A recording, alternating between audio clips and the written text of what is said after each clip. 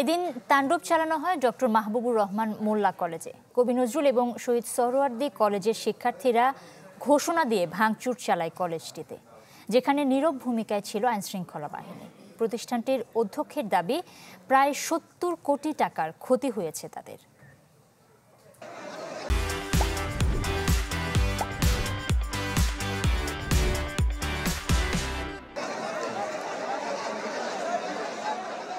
শিক্ষার্থীদের হাতেই শিক্ষা প্রতিষ্ঠানের বিপর্যয়।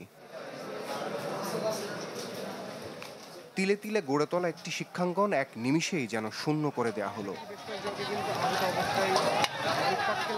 রাজধানীর যাত্রাবাড়ির এই মাহবুবুর রহমান মোল্লা কলেজে হাতের কাছে যা পেয়েছে তাতেই ভাঙচুর আর লুটপাট চালিয়েছে কবি নজরুল ও সোহরাওয়ার্দী কলেজের ছাত্ররা। ডক্টর মাহবুবুর রহমান মোল্লা কলেজ এটি দেখে বোঝার উপায় নেই, কালকেও এখানে শিক্ষা কার্যক্রম চলেছে। ঘোষণা দিয়ে এক ধরনের তাণ্ডব চালিয়েছে কবি নজরুল এবং শহীদ সোহরাওয়ার্দী কলেজের শিক্ষার্থীরা। প্রতিটা ভবনে ঢুকে তারা তাণ্ডব চালিয়েছে। যদি আইন শৃঙ্খলা রক্ষাকারী বাহিনীর কোনো সদস্যের কোনো তৎপরতা কিন্তু এখানে চোখে পড়ার মতো ছিল না।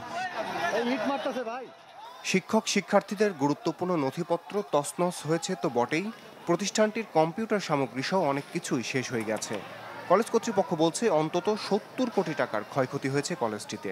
12টা ল্যাবের যে কেমিক্যাল এবং যন্ত্রপাতি, মাইক্রোস্কোপ, বিভিন্ন যে বায়োলজির বিভিন্ন বিষয় ছিল, এগুলো তারা লুটপাট করে নিয়ে গেছে। এবং আইসিটি ল্যাবে প্রায় 100-র উপরে আছে কম্পিউটার। আমার যে অ্যাকাউন্টসে আছে 5টা কম্পিউটার। আমার রুমে সিসি ক্যামেরা এবং 300-র উপর সিসি ক্যামেরা এই প্রতিষ্ঠানে আছে। এগুলো সব তছনছ করে নিয়ে গেছে। এর আগের দিন মাহবুবুর রহমান মোল্লা কলেজের শিক্ষার্থীরা হামলা চালায় পুরান ঢাকার ন্যাশনাল মেডিকেল ইনস্টিটিউট ও সোহরাওয়ার্দী কলেজে। বন্ধ হয়ে যায় 7 কলেজের পরীক্ষা। অন্তত 10 কোটি টাকার ক্ষতির কথা জানায় সোহরাওয়ার্দী কলেজ কর্তৃপক্ষ। এসবের বদলা নিতেই শিক্ষার্থীরা হামলে পড়ে আরেক শিক্ষা প্রতিষ্ঠানে। এই রেশারেশির মধ্য দিয়ে তছনছ হয়ে গেল 4টি শিক্ষা প্রতিষ্ঠান। দিন শেষে বড় ক্ষতির মুখে পড়ল শিক্ষা প্রতিষ্ঠান আর শিক্ষার্থীরা। রমিজ হুসাইন, চ্যানেল 24, ঢাকা।